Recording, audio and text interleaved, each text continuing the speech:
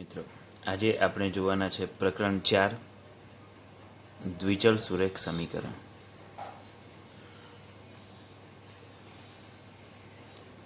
દ્વિચલ સુરેખ સમીકરણ જોતા પહેલાં આપણે સમીકરણ વિશે સાથે સાથે એકચલ સુરેખ સમીકરણ વિશે પણ થોડી બેઝિક માહિતી લઈ લઈએ. ભાઈ, સુરેખ સમીકરણ દાખલા તરીકે એક્સ પ્લસ બી બરાબર 0 આ એક પ્રકારનું સુરેખ સમીકરણનું વ્યાપક સ્વરૂપ છે. વ્યાપક સ્વરૂપ સુરેખ સમીકરણનું, જ્યાં એ અને બી છે એ અચળાંકો છે, જ્યારે આ એક્સ છે એ શું છે? ચલ છે. આ એક્સ એક જ છે એટલે એક ચલ કહેવાય. જ્યારે એક્સ અને વાય બંને આવી જાય તો દ્વિચલ કહેવાય. બરાબર. અહીંયા જે એક્સના ગુણાંકમાં જે ચલ છે એ ચલ એ ઇઝ નોટ ઇક્વલ ટુ 0 તરીકે આપણે લેવાનો હોય છે. થોડુંક બીજું પણ બેઝિક આપણે જોઈ લઈએ. દાખલા તરીકે 5x + 2 બરાબર 7 આવું આપ્યું હોય, ત્યારે જે +2 હોય એ બરાબરની આ સાઈડ આવે એટલે શું થાય? માટે 5x બરાબર 7 +2 આ બાજુ આવે એટલે -2. માટે 5x બરાબર 7માંથી 2 જાય તો કેટલા રહેશે? 5 રહેશે.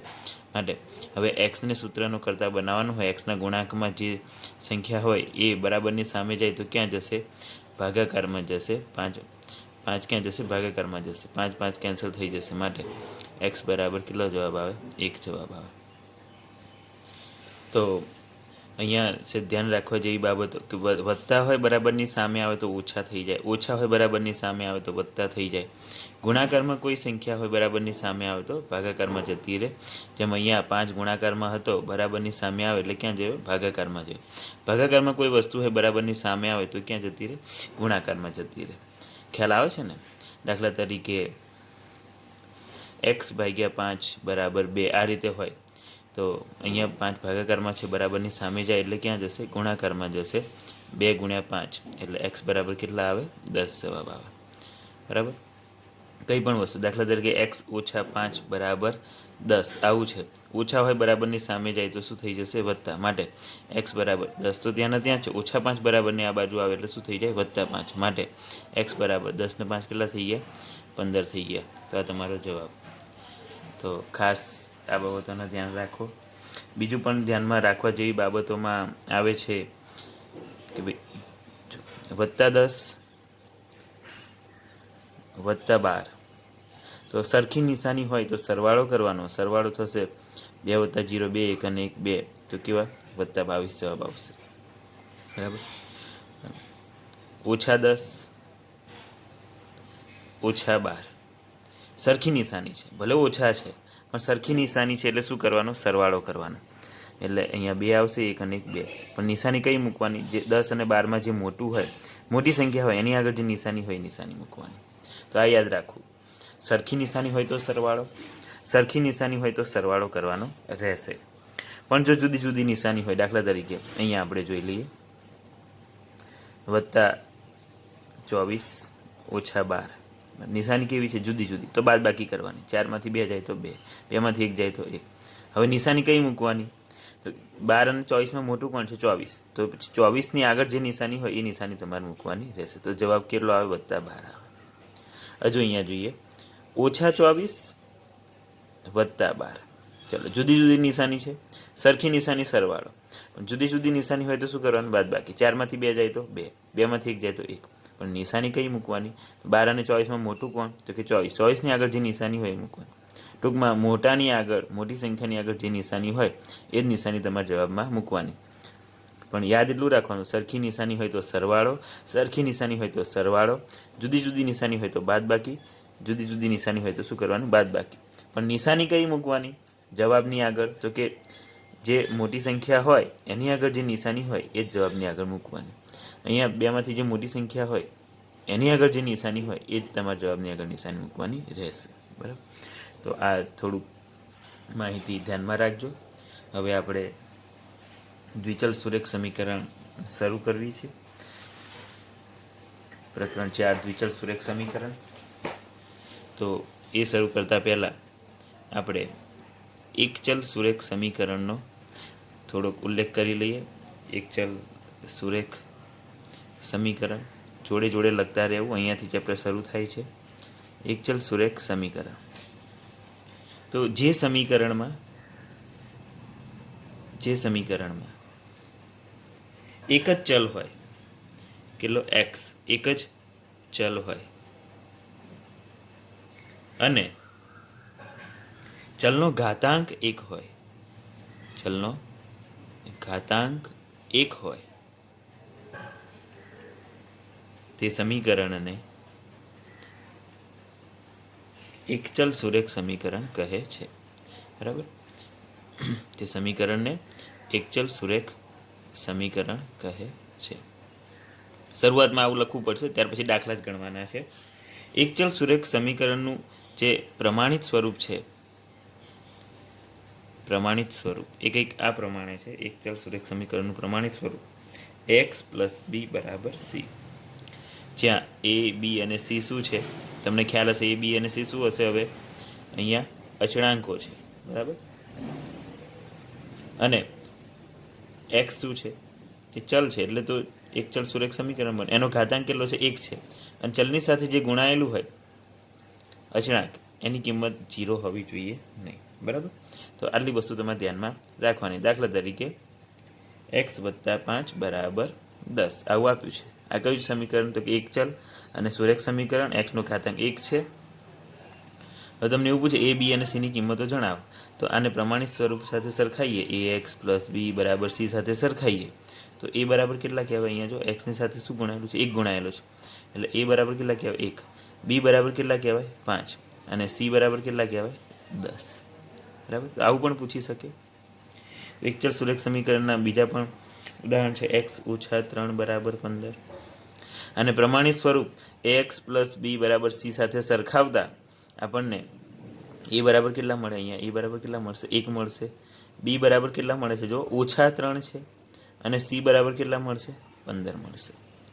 બરાબર, તો આ પણ સેટ ધ્યાનમાં રાખવું તમારે. ઘણી વખત આવું આપે છે, વર્ગમૂળમાં 3x ઓછા વર્ગમૂળમાં 7 બરાબર 0. તો આને પ્રમાણિત સ્વરૂપ સાથે સરખાય. એ એક્સ પ્લસ બી બરાબર સી. તો એ બરાબર કેટલા આવશે? અહીંયા એ બરાબર વર્ગમૂળમાં 3, બરાબર, એની સાથે જે ગુણાયેલું હોય. બી બરાબર કેટલા આવશે? બી બરાબર ઓછા વર્ગમૂળમાં 7. અને સી બરાબર કેટલા આવશે? 0 આવશે. બરાબર, તો આ તમારે સહેજ ધ્યાનમાં રાખવા જેવી બાબતો હતી. હવે આપણે દ્વિચલ સુરેખ સમીકરણનો ઉલ્લેખ જોઈશું. દ્વિચલ સુરેખ સમીકરણ કોને કહેવાય? તો જેમ એકચલ સુરેખ સમીકરણમાં જે વ્યાખ્યા હતી એ જ પ્રમાણે દ્વિચલ સુરેખ સમીકરણનું પણ થશે અને એનું પ્રમાણિત સ્વરૂપ પણ મેળવવાનું રહેશે. તો જે સમીકરણમાં કેટલા ચલ હોવા જોઈએ? અહીંયા દ્વિ કીધું છે એટલે 2 હોવા જોઈએ. જે સમીકરણમાં 2 ચલ હોય, બરાબર, 2 ચલ હોય અને બંને ચલના ઘાતાંક કેટલા હોય? 1 હોય અને XY વાળું પદ ના હોય, પદ ન હોવું જોઈએ, ન હોય, તો તે સમીકરણને દ્વિચલ સુરેખ સમીકરણ કહે છે. દ્વિચલ સુરેખ સમીકરણ કહે છે. બરાબર, ખ્યાલ આવી ગયો? આમાં એક્સ અને વાય બંનેનો ઉલ્લેખ કરવાનો રહેશે. દ્વિચલ સુરેખ સમીકરણનું પ્રમાણિત સ્વરૂપ એક ચલમાં એક જ ચલ હતો એક્સ, દ્વિચલમાં 2 ચલ હશે. એનું પ્રમાણિત સ્વરૂપ એક્સ પ્લસ બીવાય પ્લસ સી બરાબર 0, જ્યાં એ બી અને સી શું હશે? એ વાસ્તવિક સંખ્યા હશે. એ બી સી વાસ્તવિક સંખ્યાઓ હશે. એ અને બી એક સાથે શૂન્ય નહીં હોય, એક સાથે શૂન્ય નથી, એટલે કે a square plus B square is not equal to 0. આનું ઉદાહરણ જોઈ લઈએ. દાખલા તરીકે 2x વત્તા 3y બરાબર 5. તો ખ્યાલ આવી ગયો પ્રમાણિત સ્વરૂપ? આ દ્વિચલ સુરેખ સમીકરણ ના પ્રમાણિત સ્વરૂપ સાથે સરખાઈએ તો પ્રમાણિત સ્વરૂપ કયું છે આપણી પાસે? ax plus B Y plus C બરાબર 0. હવે બધું આ બાજુ છે, બરાબરની આ બાજુ એ બી અને સી. અહીંયા બરાબરની આ બાજુ 5 છે, અને આ બાજુ લાવી દઈએ તો 2x વત્તા 3y ઓછા 5 બરાબર 0. આ પ્રમાણિત સ્વરૂપ સાથે સરખાઈ દઈએ આપણે ax પ્લસ બીવાય પ્લસ સી બરાબર 0. તો હવે ખબર પડે આપણને કે એ બરાબર કેટલા હશે? એ બરાબર કેટલા? 2, બી બરાબર કેટલા? 3, અને સી બરાબર કેટલા? અહીંયા ઓછા 5. તો એ બી અને સી એમ ત્રણેયની વેલ્યુ આપણે શોધી શકીએ છીએ. બીજું પણ વર્ગમૂળ 5x ઓછા 3/2 y બરાબર 7. શું આ દ્વિચલ સુરેખ સમીકરણ છે? આ દ્વિચલ સુરેખ વર્ગમૂળ 5x ઓછા 3/2 y બરાબર 7. તો કે હા, x અને y હોવો જોઈએ તો દ્વિચલ છે. x અને y નો ઘાતાંક 1 હોવો જોઈએ તો એક ઘાતાંક છે. x અને y એ ગુણાકારમાં ના હોવો જોઈએ તો કે નથી. બરાબર. એ બી સી વાસ્તવિક સંખ્યા. તો આ જો અને પ્રમાણિત સ્વરૂપ સાથે સરખાઈએ તો વર્ગમૂળ 5x ઓછા 3/2 y ઓછા 7 બરાબર 0. તો અહીંયા ax પ્લસ બીવાય પ્લસ સી બરાબર 0 સાથે સરખાઈએ તો એની કિંમત મળે છે, બીની મળશે અને સીની પણ કિંમતો મળી જશે તમને. એક્સ અને વાય બંને ચલ છે, ઘાતાંક પણ એક છે. એટલે દ્વિચલ સુરેખ સમીકરણના આવા ઘણા બધા ઉદાહરણ છે જે તમારે ધ્યાનમાં રાખવાના રહેશે. તો આપણે હવે સ્વાધ્યાય 4.1 ગણીશું. પ્રકરણ 4 દ્વિચલ સુરેખ સમીકરણ સ્વાધ્યાય 4.1 પ્રશ્ન 1. નોટબુકની કિંમત પેનની કિંમત કરતાં બમણી છે. આ વિધાનને દ્વિચલ સુરેખ સમીકરણ સ્વરૂપે દર્શાવો. તો જ્યારે આપણે આનો ઉકેલ મેળવવા જઈ રહ્યા હોય ત્યારે ધ્યાન રાખવું, નોટબુકની કિંમત પેનની કિંમત કરતાં બમણી છે. અહીંયા બે વસ્તુ છે, નોટબુક અને પેન. તો ધારો કે નોટબુકની કિંમત ₹x છે અને પેનની કિંમત ₹y છે. હવે શું કીધું છે? નોટબુકની કિંમત પેનની કિંમત કરતાં બમણી છે. નોટબુકની કિંમત એટલે x, પેનની કિંમત કરતાં એટલે y કરતાં બમણી છે. એટલે નોટબુકની કિંમત પેનની કિંમત કરતાં બમણી છે, અહીંયા બરાબર લખશું. તો પછી સરખું કરવા માટે આ તો બમણા છે, તો બમણા કોને કરવા પડે? વાયને. બરાબર. તો આ આપણું માગેલ સમીકરણ થઈ ગયું છે. હવે આ વિધાનને દ્વિચલ સુરેખ સમીકરણ સ્વરૂપે દર્શાવવાનું છે. આમ x બરાબર 2y એટલે કે x વત્તા 2y આ બાજુ આવે એટલે ઓછા 2y બરાબર 0. બરાબર. આ દ્વિચલ સુરેખ સમીકરણ x અને y એક જ બાજુ આવી ગયા છે, માટે x ઓછા 2y બરાબર 0 એ માંગેલ દ્વિચલ સુરેખ સમીકરણ છે. માંગેલ દ્વિચલ સુરેખ સમીકરણ છે. તો આ જ વસ્તુ તમે તમારી નોટબુકમાં ખાસ ઉતારી લેજો. સ્વાધ્યાય 4.2 પ્રશ્ન નંબર 2. નીચે દર્શાવેલ દ્વિચલ સુરેખ સમીકરણોને ax પ્લસ બીવાય પ્લસ સી બરાબર 0 તરીકે દર્શાવો અને દરેક કિસ્સામાં એ બી અને સીની કિંમત શોધવાની છે. દાખલા નંબર 1. 2x વત્તા 3y બરાબર 9.35 અને 5ની ઉપર 12 આવી રકમ આપી છે. તો માટે આને આપણે દ્વિચલ સુરેખ સમીકરણ સ્વરૂપે દર્શાવવું હોય તો બધું જ બરાબરની આ સાઈડ લાવી દેવાનું. તો 2x વત્તા 3y વત્તા 9.35ની ઉપર 12 આ બાજુ આવે તો ઓછા 9.35ની ઉપર 12 બરાબર 0. બરાબર. હવે આ સમીકરણને દ્વિચલ સુરેખ સમીકરણ ax પ્લસ બીવાય પ્લસ સી સાથે સરખાવતા તો અહીંયા જો ચલો અહીંયા લખી દઈએ, આપણે નોંધ માટે લખીએ છીએ અથવા તો યાદ રહે એટલે ax પ્લસ બીવાય પ્લસ સી બરાબર 0 સાથે આની સાથે સરખાવવાનું છે. તો અહીં કિંમતો કઈ કઈ થશે? જો એ બરાબર કેટલા? 2 કીધું છે ને, એ બી અને સીની કિંમતો શોધો. ચલો બી બરાબર કેટલા થશે? બી બરાબર અહીંયા જો કેટલા છે? બી બરાબર 3. સી બરાબર કેટલા છે? ઓછા 9.35ની ઉપર ઓછા 9.35ની ઉપર 12. તો આ પહેલો દાખલો હતો, તમારે આવી રીતે લખવાનો છે. નંબર 2, દાખલા નંબર 2. x ઓછા y છેદમાં 5 ઓછા 10 બરાબર 0. ચલો માટે x ઓછા અને આ રીતે લખી શકાય 1 પંચમાંશ વાય ઓછા 10 બરાબર 0. કોની સાથે સરખાવવાનું? ax plus by plus c બરાબર 0 સાથે એની સાથે શું છે અહીંયા અહીં એ બરાબર કેટલા મળશે? 1 મળશે, કશું નથી એટલે ગુણાકારનો તટસ્થ ઘટક 1 ગણાય. ચલો બી બરાબર કેટલા મળશે? બી બરાબર ઓછા 1 પંચમાંશ. જો અહીંયા બી બરાબર ઓછા વાયની જોડે તો વાય છે, વાયની જોડે બી છે, તો અહીંયા વાયની જોડે શું છે? ઓછા 1 પંચમાંશ, એટલે બી બરાબર ઓછા 1 પંચમાંશ. અને સી બરાબર કેટલા છે? ઓછા 10 બરાબર. તો આવી રીતે તમારે દાખલા ગણવાના રહેશે. હજુ એક જોઈ લઈએ, દાખલા નંબર 3. ઓછા 2x વત્તા 3y બરાબર 6 માટે ઓછા 2x વત્તા 3y ઓછા 6 બરાબર 0. બધું બરાબરની આ સાઈડ લાવી દેવાનું બરાબર. આ સમીકરણને ax plus by plus c બરાબર 0 સાથે સરખાવશું તો એ બરાબર કેટલા આવશે? અહીં એ બરાબર ઓછા 2 આવે છે, જો અહીંયા ઓછા 2. બી બરાબર કેટલા આવશે? બી બરાબર વત્તા 3 આવશે. અને સી બરાબર કેટલા આવશે? ઓછા 6 આવશે. તો આવી રીતે તમારે દાખલા ગણવાના રહેશે. હજુ થોડા દાખલાઓ જોઈએ આપણે. દાખલા નંબર 4.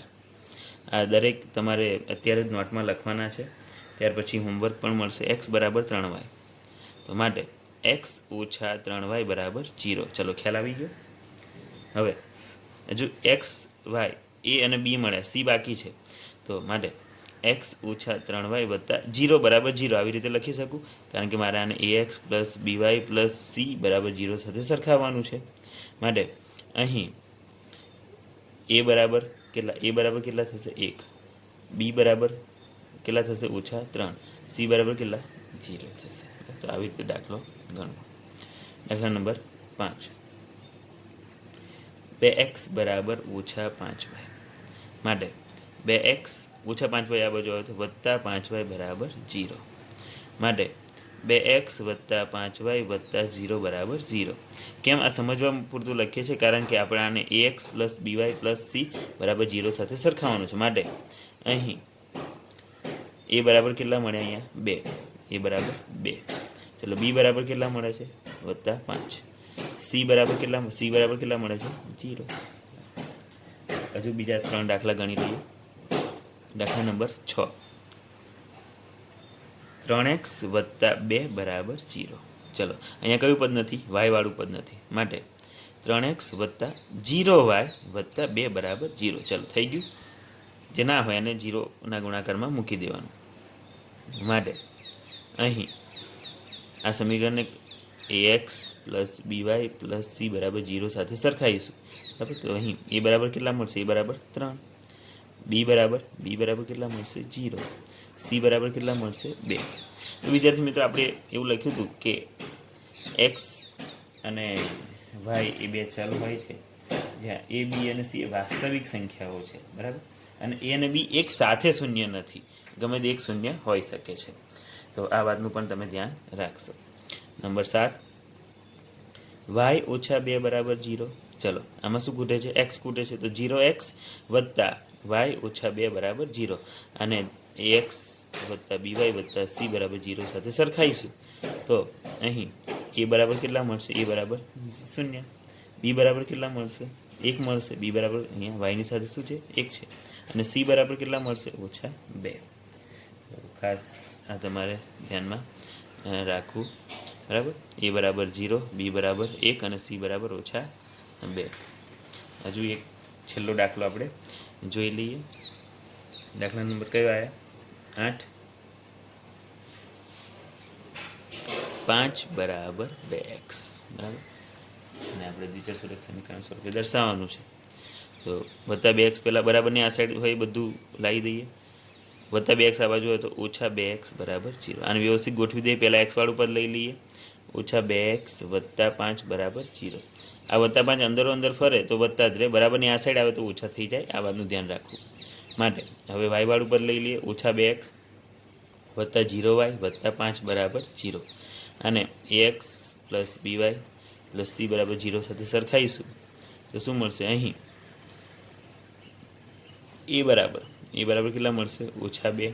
બી બરાબર 0 અને સી બરાબર 5 મળશે.